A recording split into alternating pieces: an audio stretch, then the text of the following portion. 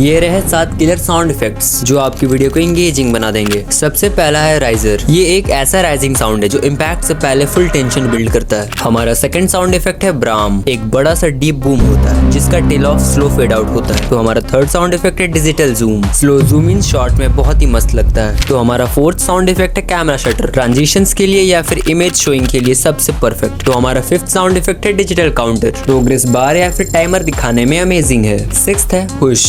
Basically हर movement में अच्छी vibe देता है। और लास्ट है टाइपराइटर। बिल्कुल कीबोर्ड टाइपिंग का फील देता है।